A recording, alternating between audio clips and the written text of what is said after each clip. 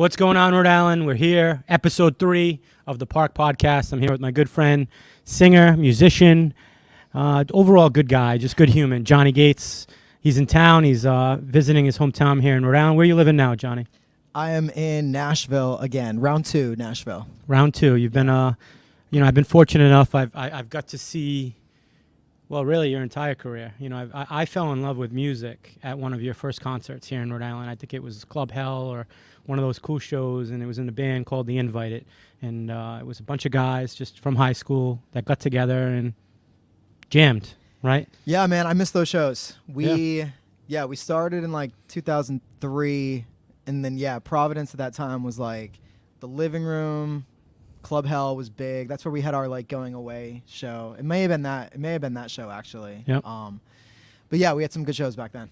What I loved most, and I can remember it vividly as a kid, this is pre-Hollywood, both of us getting hurt and going through life and all the trials and tribulations of the process, right? But it was just a bunch of guys that practiced and for the love of music, just put it out there vulnerably, right? Expressed whatever was going on in your head into the world, right? Yeah, I mean, we didn't know what we were doing. Like we didn't, especially me, like I didn't start playing music until my senior year of high school. So 2003, it's when we started.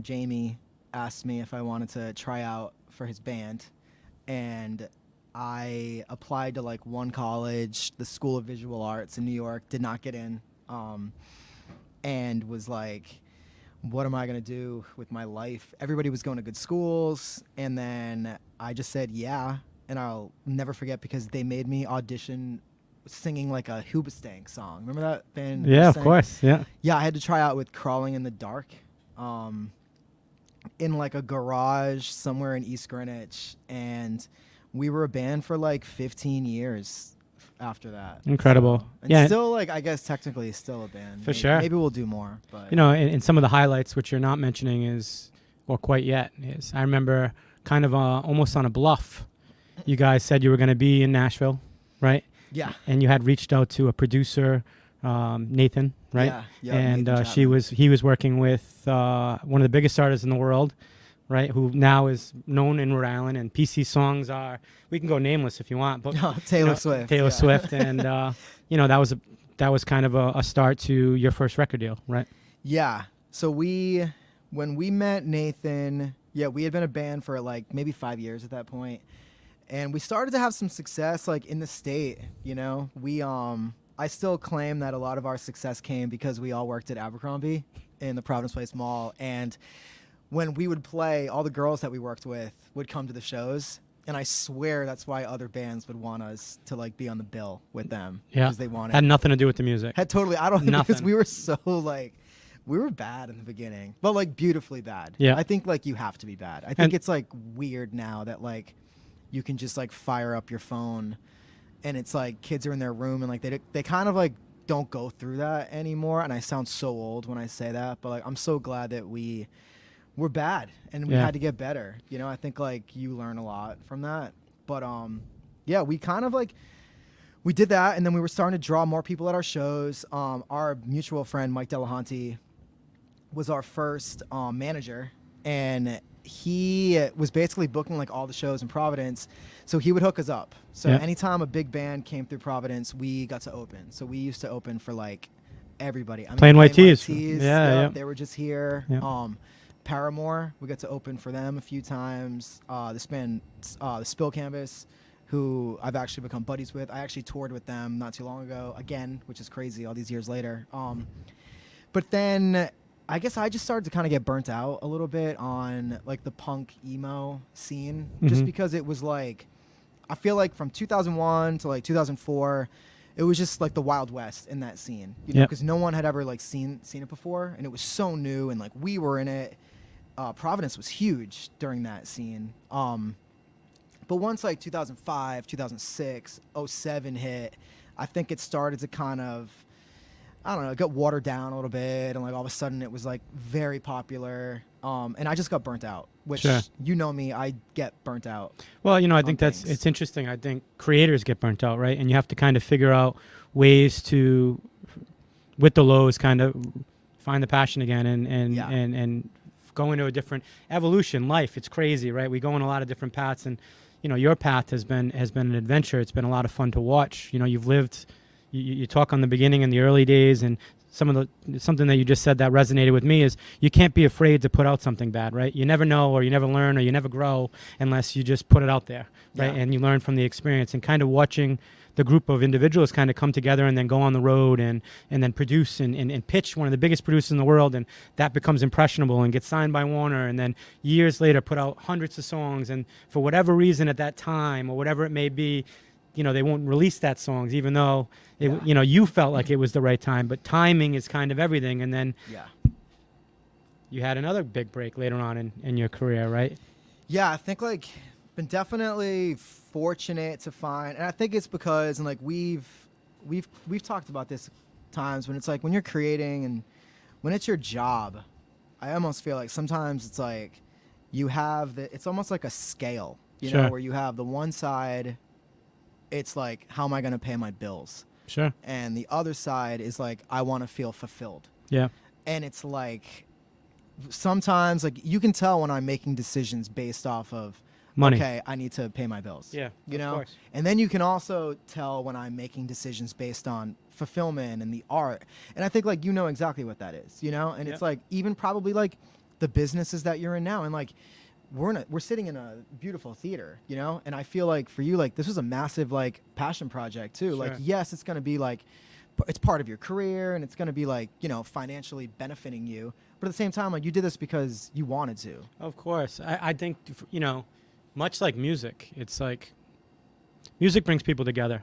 The messaging of music can transcend across different areas, different states, different worlds, right? And you can put out a hit song and then just change the messaging of the mind and maybe give someone a little bit of motivation or inspiration. Specifically to this project is, I think, coming out of a post-pandemic world, a way to bring people together and, kind of just co-create again and listen to music and enjoy the arts and enjoy other people. Yeah. It's a labor of love. Now, of course, you got to figure out a way to make what you enjoy doing sustainable, right?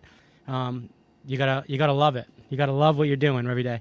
You're right, though. I think that, I've never really done anything for the money. Of course, we have to pay the bills, right? We all know we have to keep sustaining. But as an artist, as a creator, I think for me, endorphins are real, right? After a sold-out show, leaving that crowd and just watching people happy and leaving and having a good time and going back out and going home and getting out of their own minds and just enjoying life, that's everything for me. People drive me. And I don't know if it's similar for you as an artist or if it's just a way of releasing when you're putting your heartfelt messaging into a song. Yeah. I mean, I obviously definitely relate, especially with the live audience aspect of it. Yeah, I feel we don't focus enough on how weird COVID was. And for again, we're sitting in a theater. People weren't even able to be together. Live music basically stopped. Sure.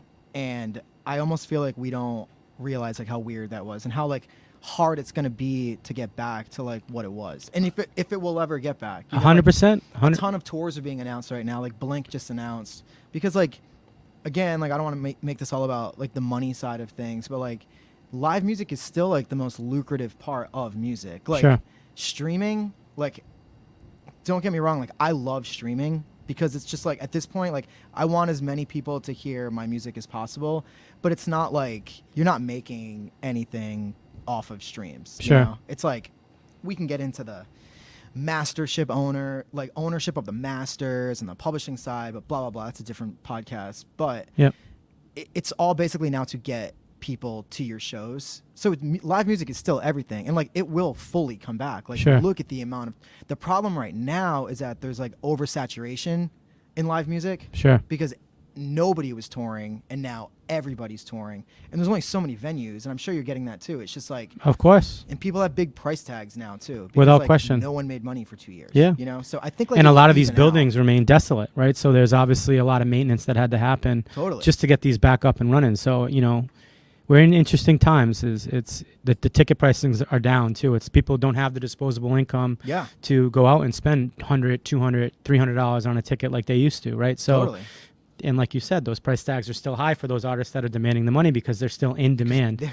Everyone's broke. Sure, It's like, sure. you know, and Yep. it's like, Yep. so I think it will come back. And for me as an artist, and like, you know, now I'm about to turn 38 next month. So it's like I started music when I was 18. So what's that, 20 years of playing music, which Yep. is like really strange to even like talk about. Yep. So I think like what I'm looking for out of it now has kind of changed a little bit too. Like I think before, like I used to look at success used to be like fame and you know, I want to sell out venues and stuff like that. I think like that. I think I've been forced to adjust a little Which you bit. have. We're open for Rod Stewart, and you've played in front of 12, 15,000 people. Yeah. So maybe this evolution of your thought is because you've been there, I right? think You've been it- on The Voice. You've had millions of streams, and you've kind of experienced the highs and lows of being in the public eye. And I didn't mean to interrupt your point because No, but you're right. I mean, it's like, it's weird. Yeah, you like, I think the toughest part about a lot of this and what you do and like what athletes do, and I think a lot of people in this arena is the next day. You know, like you finally sell out an arena or something. But like, you know, you're waking up the next day like in a Red Roof Inn. Yeah. And you're Putting your like- pants on the same way. Yeah, and you're like, now what? Now we have no shows booked. Yep. And Yep. it's like, now you have to drive, you know, 18 hours back to Nashville. Sure. And it's like, okay, what now? And I Yep. think that's like scary. And it's like that constant, like up and down, up and down.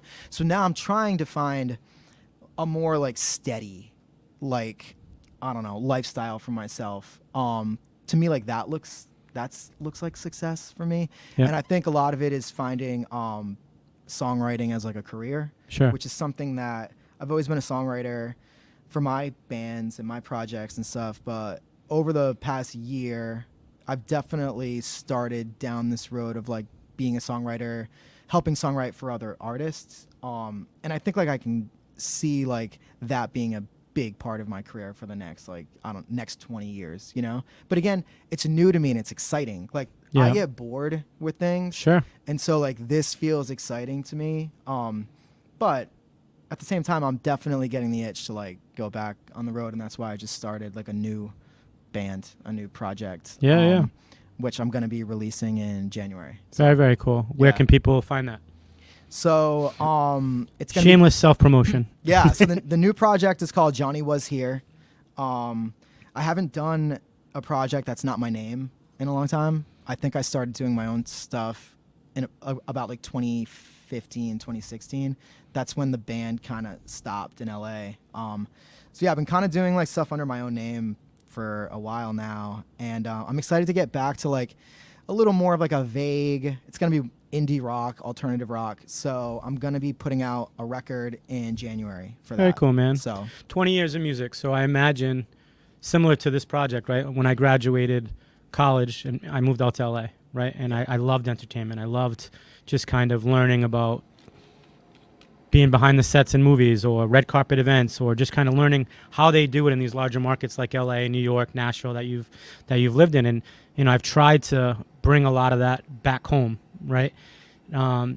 Certainly not easy. We don't have a lot of the main outlets that these larger areas have. But if you can kind of just figure out a way, and we've spoken on this in the past, to be vulnerable, align yourself with co-creators, align yourself with people that are also not afraid to be vulnerable and just put their vulnerable truth out there. You never know where it could lead to or what opportunity could be next. And I think for me, not being afraid to go to one of your first shows at 20 years ago and just say, man, that was dope, and show love, show appreciation. It's obviously led us to a point where one of my favorite songwriters wrote a song in my wedding, you know, and it was so powerful to just kind of see you express love and our love, me and Taylor's, and as we're about to have our first child. And Yeah. that's what music, I mean, how many times do we listen to a song when we're having a bad day and it snaps us right out of it, right? Or Oh, yeah. gives us a different perspective and we can keep going on. And we are in a world right now, in a post-pandemic world, which you spoke on earlier, that we kind of all need to keep staying inspired. We kind of all need to keep coming together and networking with different people in different circles and figuring out a way to kind of get out of this, Yeah. because it isn't ending soon, like you said, right? Yeah, So- and I think the live aspect of it, and I know during COVID, and like I can totally speak on the music side of this, where it's like COVID hit, everybody was at home. That's when, you know, TikTok started to really blow up and artists, because everybody was home. And obviously the music industry is capitalizing on that, because basically they're not investing any money. They're just like picking up people that are kind of doing it themselves. Sure. And I just think like there's nothing like, how do you want to see an artist? Do you want to see them on on your phone, or do you want to see them in a venue here with Sure. like your community? I think it's all about community. I think like, and what's cool about places like Cranston and Providence and like Rhode Island in general is that great artists like come from these kind of places. Like great artists aren't born in Nashville and Sure. LA. Like eventually like you have to move there To get the opportunity. to Yeah. get the opportunities, but like they're not from there, Sure. you know? And I think like these kind of places, especially like there's something about the Northeast that breeds a lot of great musicians, especially like in the rock world, just because like, I don't know, the cold winter, just like the way we're all kind of raised here. It's like, Yeah. you know, it's like it breeds that. And I think like you're creating community. And I think like what was so cool about when we came up in Providence is that there was a scene here. Sure. Like, you know, Steve Aiello, like, Yeah. he was like the captain of the ship, you Yep. know, for that scene. Monty was like the band. That What a good gave human too. everybody hope. What a great band, you know? Yeah, and it was like when I started to go to LA just on trips before I moved there, I used to stay, like I used to sleep on Steve's couch. You know Yep. what I mean? And it's like, it's all because we used to play shows together, and like we still hang out. Like Yep. when I still lived out there, we were still getting coffee and hanging out and doing writing sessions. And Now I he's playing in remember- front of 20, 30,000 people yeah, now across he's the in world. Mars, and it's like, Yeah. it's just so, Yep. yeah, I mean, I remember But I know that started in just the humble beginnings, like your band, right? Like I would go down the street Totally. and watch him in the garage just practicing. And one of the greatest qualities, I think, specific to him and his success is humility and humbleness and kindness. That never changed throughout his growth and his scalability and where he's evolved to, because I remember at 13 years old flying in the neighborhood to do my first yard sale, and he was the first one there to show up. And you know, it's those memories and the way when you find fame, like I've watched you around people, fans, right, throughout, obviously you're specifically after The Voice and you were on, you know, really out there. Yeah. And the way you've just talked to everybody and even if it's a kid and inspire that kid, I mean, that is so important when you get to that platform where you can create real change, right? Yeah, oh my God. I mean, like, it's important. It's almost like, yeah, and I've had like moments where I got to like experience that, and it was like definitely, it's weird. It's almost like you feel like you're playing like a role a little bit. Sure. Yep. Because you're like, why does this person want to talk to me? You know? But then you wanna like listen to them and you wanna give them a good hang and a good impression. You know, it's important. I remember meeting artists that I loved back when I was a kid, and some were jerks and some were super cool. Yep. And the ones that are super cool, like I still listen to them. You don't forget either way, though, right? You remember the jerks, though. You definitely remember the jerks, yeah. Do you want to talk about any jerks? I mean, like, I put you on the spot. You could say no. I know you're a nice guy. I will say, I remember, and I've been very open about this. And it helped me. Again, I think failure is huge. Like you need to fail. For sure. Like, you have to. For you know? sure. You need to learn how to fail. Like Yep. too. I think like you learn the most in failure. You know? Absolutely. When we moved to Nashville and we signed our deal and stuff, like we were, we thought we were the coolest thing ever, and people treated us like we were. Yep. You know, it was like we were supposed to be huge. Yep. We had the biggest record deal. It was all happening. Signed with Warner. We Yep. signed with Warner. And you know what? It's like they were great too. It's like I can't even like put it on them. You know, it was just the whole thing was like messy. Like we weren't being honest with them or ourselves about the kind of music that we wanted to do. Like Sure. we came from playing Club Hell, in Providence Yeah. as like a punk band, Yep. to sitting on Warner as a country band. Yep. They kinda- thought we were, But you get lost in that process, right? They kind of direct you into a new direction of what they think Yeah, and you should be, right? totally. And like I listened a lot Sure. because during that era of my career, I was very focused on the business side and the paying rent side Sure. and the financial side. Yep. It was like, okay, it was like a crash course in the music industry too, but I like bought into it, Yep. And so circling back, So every single big songwriter in Nashville would write with me. Like I got to write with everybody. Yeah. Every hit songwriter. For years. And Is then the I jerk became- coming? You're gonna say the jerk? Well, it was just like it's not even so much like it's almost like an entity. Yep. It was like when we made the decision to leave the label, which was like really hard. I was the last one to agree to it. It was just like really, really hard. Someone's trying to come in. Hi. We're here at the Park Place Cafe. Where do you want us to pick up? She's not gonna get in right now. I can get. Yeah, I can go. I can like get. Just back keep into going? That. All right, cool. Yeah. And so for me, it was like I was writing with every big songwriter, and then when we made the decision to leave the label, which was like really hard, we did it. And then people that I used to write with, I would text them to be like, "Hey, should we grab another day?" No text back. Yeah. Yo, do you want to grab a day next month? And we'll keep writing.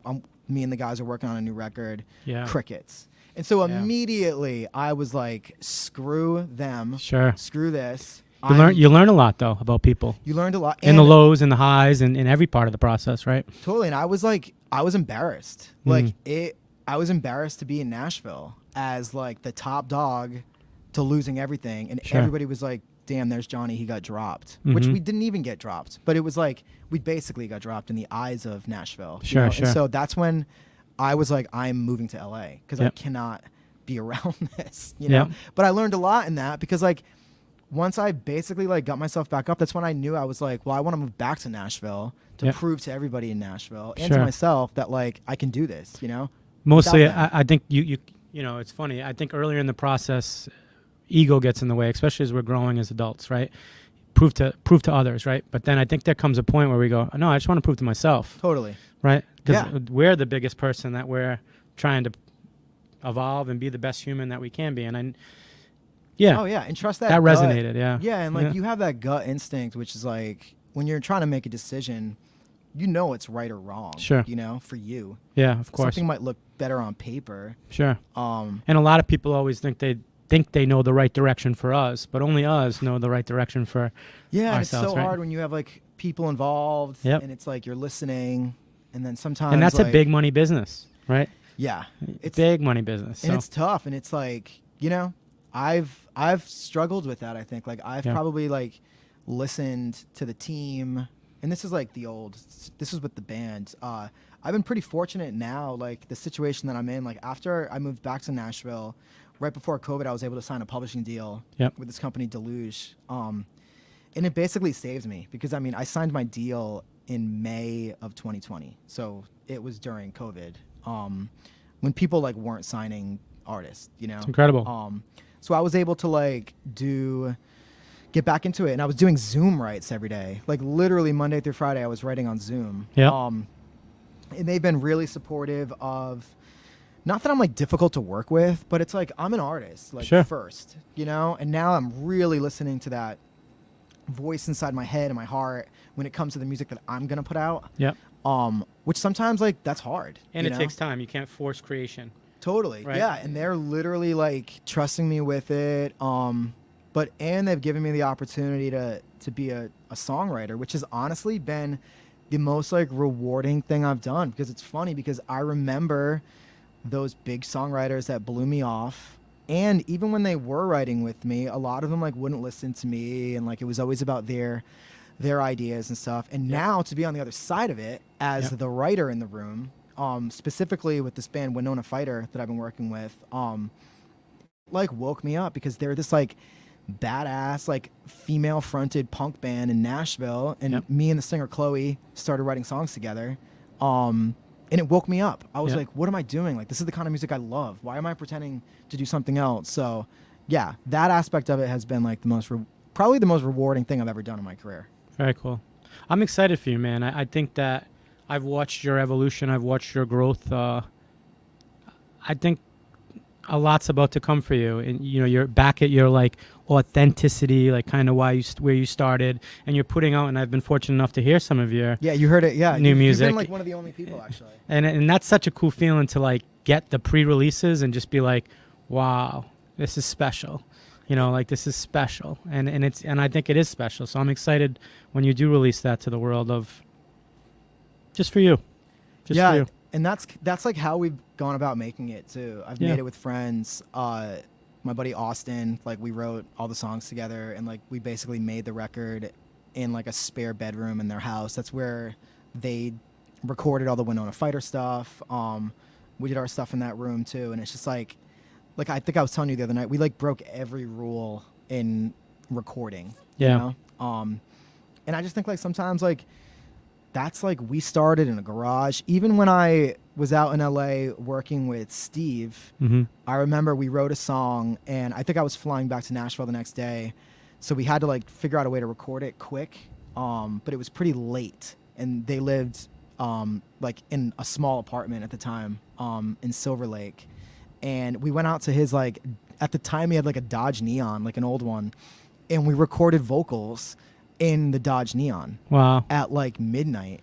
And honestly, like I like working that way better. Instead of paying thousands for the recording studio. Yeah, Dude, it's a different world now, right? That way. It's like DIY, and it reminds me of like freezing in a garage in West Warwick. Yeah, yeah. And fighting through it. Yep. Because I think that's just how Bingo. I came up, you know? Yeah, fight. Right? Yeah. Yeah, I love that. Ben, how are we doing on time? What are we at? We keep.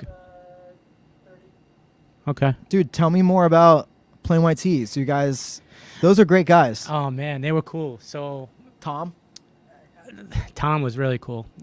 I went down pre-show and just kind of introduced myself, and then kind of told them about the work that we were doing here, and how it over the last 9 months it was a labor of love, and just a community coming together, painting walls late night just to get the doors back open. And they rocked that stage. I mean, they absolutely rocked that stage. It was our first concert since we reopened the doors.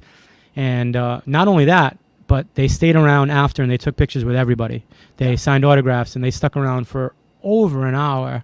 And it wasn't like pay, meet and greet, which I know, you know, it is a money business, but they were just genuinely really, really cool guys. And I don't know, I mean, obviously you do know what happened after, you know, within the next week, we had that massive rainstorm, and talk about a whirlwind of emotions coming off of a high, and you know, seeing the shows, you know. But I've learned about life, as I'm sure you have, is God works in strange ways, man, and universe works in strange ways, and kind of just re-rallying, re-fighting, kind of getting back up and going, we can get through this. We got through the last 9 months. We keep finding solution, keep driving ways to look forward, because it's more than money. This place is more than money. This place is community. You know, this theater is community. So. And I love Rhode Island. This is home. You know, this is home. So we're gonna keep grinding. We got some great shows coming up, and we're ready to reopen the doors, and we're gonna give it our all. That's all we can do, day in and day out. And we're gonna learn through the process. Yeah. You know, we don't know everything. We certainly don't. I'm same age as you, and I'm learning every day just by surrounding myself with good people, fellow creators, positive-minded thinkers, people that tell us you can. Right? Not no. Right? I want to surround myself at this point in the process with people that believe, with people that are kind of all motivating each other to get to that next step for the greater good of Rhode Island. We like investing in community. We like investing in projects that can bring community together. So yeah, man, this has been a big one, and I really appreciate your friendship and just your love back for Rhode Island. I have to end on favorite pizza. In Rhode Island? In Rhode Island. Damn. That's a tough one. That is a tough one. I mean, I have to, just because of how I was. Yep, I know where you're gonna go. Like raised in high school and like coming up, I was a big Antonio's guy. Okay. Yeah. Big. Yeah. So I have to say Antonio's, because, I mean, me and my friends, Bobby, my cousin Bobby, shout out Bobby Gates. Bobby Gates. We were just with them. Cut from night. The Bruins. Yep. he was the one saying it. Yeah, no, killer epic hockey player. I played hockey because of Bobby. Yep.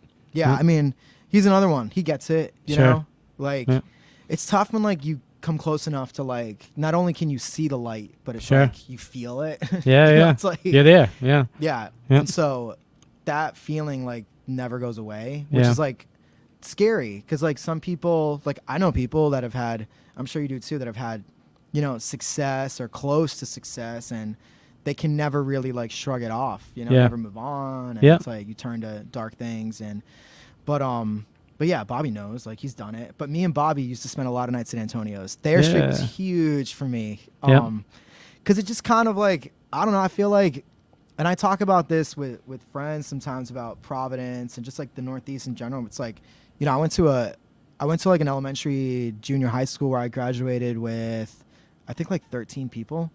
So it was pretty small. Yeah. And then I went straight to an all boys high school, which I was going there to play sports. And then I got cut from, I went there to play baseball and basketball. Got cut from basketball, cut from baseball freshman year. Yeah. And I was like, what? What am I doing here? Yeah. Yeah, like literally it was the first time I ever even like faced rejection. Sure. Like what is, you know what I mean? Like truly. Yeah.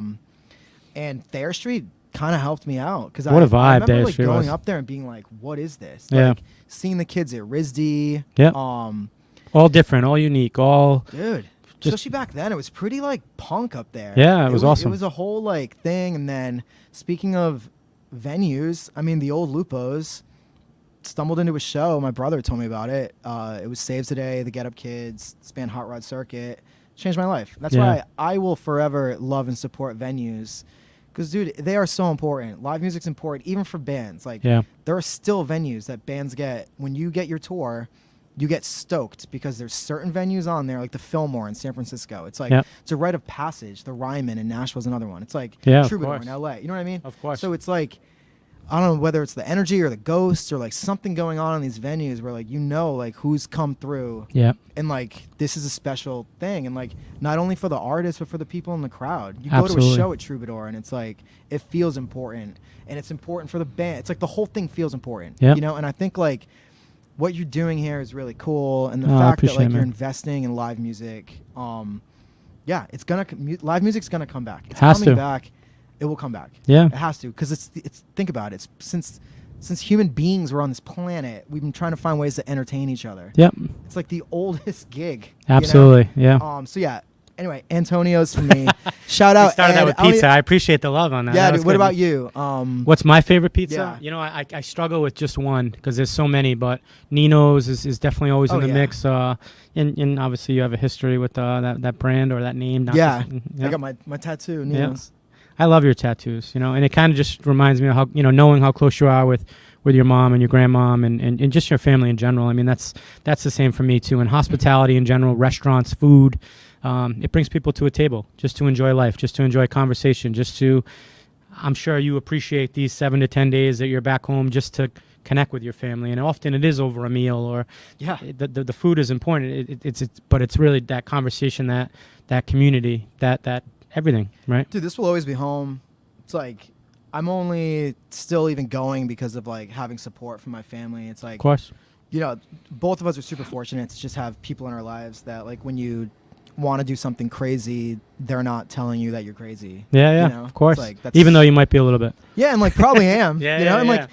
which, as you get older and stuff like that, like you start. I think we were talking about like Tom Brady and like what's going on with him and just the fact that like, he's all he knows is football. Yep. And it's like he kind of puts it above everything because it's like he's always had to. Sure. So it's like, I look at that, like it's always been music in my career, and it's like, you get older and you start looking at like sacrifices, like, the sacrifices that you make become bigger and bigger as you get older. Of course. Yep. It's like, am I like missing out on something? But I can't miss out on this, even if it means missing out on that, Yep.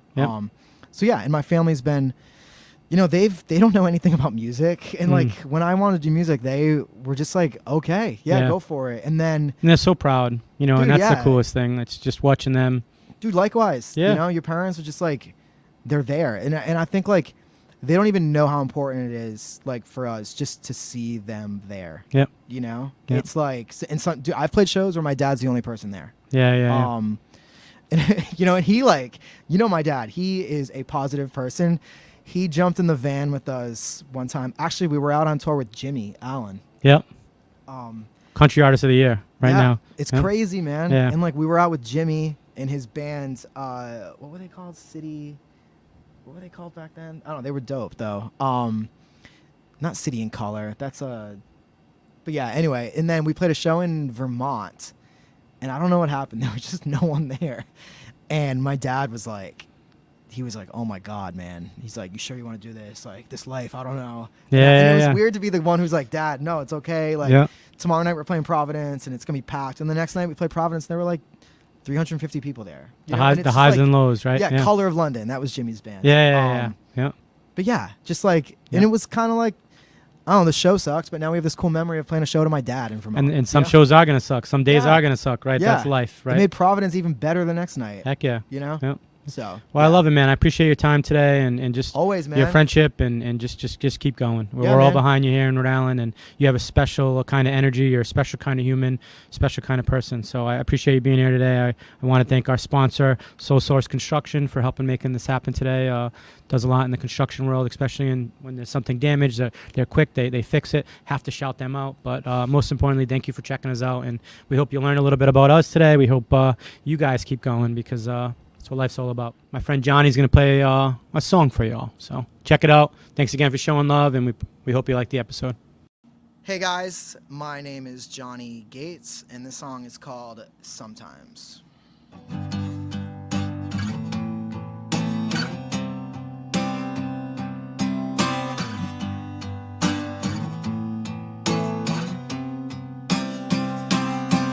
You call me stupid if you ever see me, 'cause that's exactly how I feel.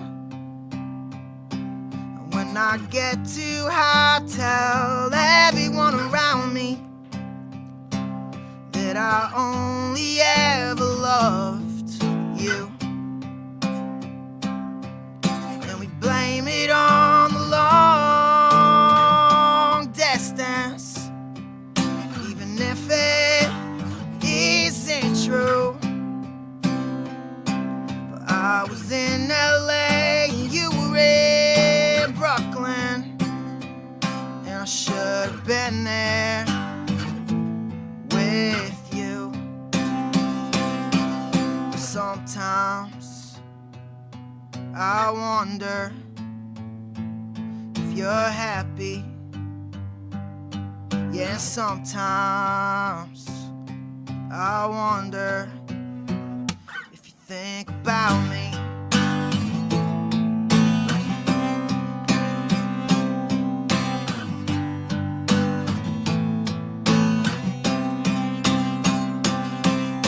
My mom and dad still ask about you, and I just make up lies. Tell them that I haven't heard from you, even though we secretly hung out last July. And we talked for hours in your friend's backyard until about 3 a.m. And we laughed and we cried and we hugged, said goodbye, and it was sad 'cause we realized that we could never ever just be friends. Yeah, sometimes I wonder if you're happy. Yeah, sometimes I wonder if you're thinking about me.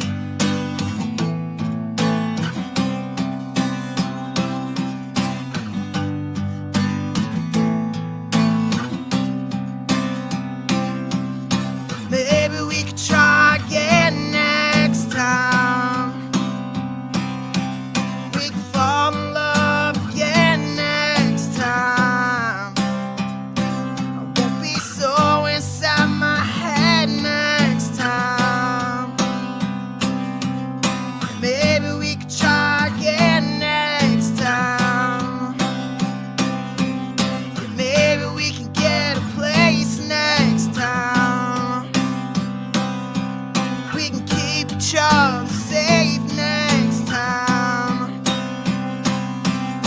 Maybe we could try again next time. Yeah, maybe we could try again next time.